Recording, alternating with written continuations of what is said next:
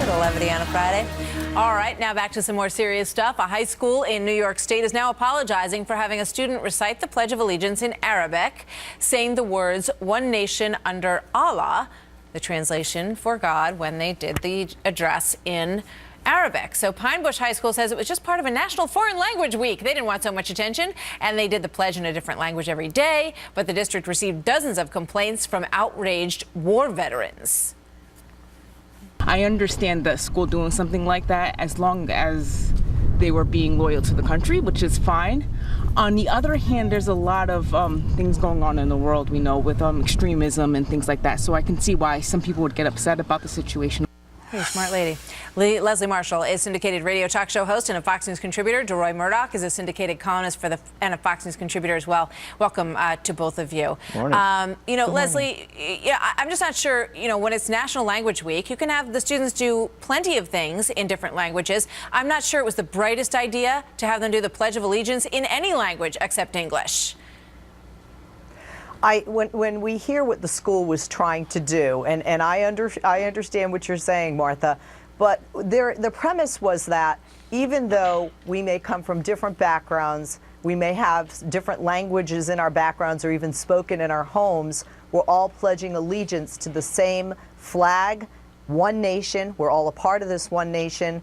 Under God. And quite frankly, that's really what the Pledge of Allegiance is about, is the freedom and is the unity for all of us in this melting pot. But again, these were all different languages, and I was really surprised at the outrage over this. I was very surprised about the outrage.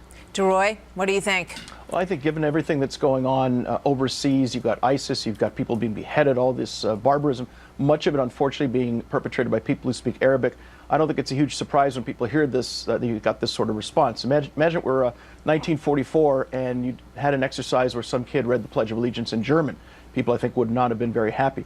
I think a much better exercise would have been to read the pledge in English, but have kids from different backgrounds talk about the fact that their families came from different parts of the world, what it means to them, what it means to their families, and then you could have different ethnicities celebrating one American culture. I think that would have been a much more positive approach. I think the school probably wishes that they did it that way because they've gotten a lot of backlash from war veterans. And as you point out, it's great for children to learn all different languages. It's great for them to recognize that people come from all different countries and pledge allegiance to this country.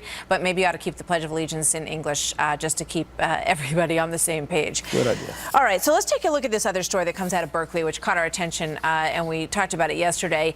The Black Student Union there wants to rename one of the campus buildings after Assata Shakur, who is also known as Joanne Chesimard, who was convicted of killing a New Jersey state trooper.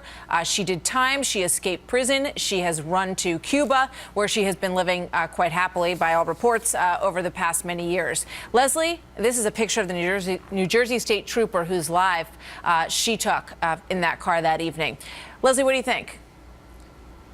Well, first of all, I don't think that any building on any campus or off of any campus in the United States of America should be named by a convicted murderer, whether the victim is a police officer or not, first and foremost. Secondly, though, I was very surprised, and when you look into it, there are a lot of problems with race at the University of California, Berkeley. Who would have thought? And that there are those who feel disenfranchised, or they feel that they're outside the general population. But I think this demand is not only wrong, they have the right to make it, obviously. I feel it's unreasonable. Some of their demands, I feel, are unreasonable. They may diminish their argument by going for the building name change, but it certainly got them a lot of attention. Let's take a look at some of the other things that they asked for at the Black Student Union in UC Berkeley. They want to rename the hall, as we just said, and let's bring up the rest of them here. They want a meeting place that is solely for Black students. They want 2 Black admissions officers to be hired, and they've outlined what the budget should be, and 2 Black psychologists as well. We talked about this yesterday, DeRoy, and a couple of people responded with the question, can you imagine if white students wanted to have a meeting room that was solely for white students? What's happening here? It's remarkable. I mean, what they really want is segregated facilities. I thought the whole idea of the civil rights movement was to get away from this, not have black-only buildings, white-only spaces, etc., but have places where all of us as Americans or international people can get together and gather.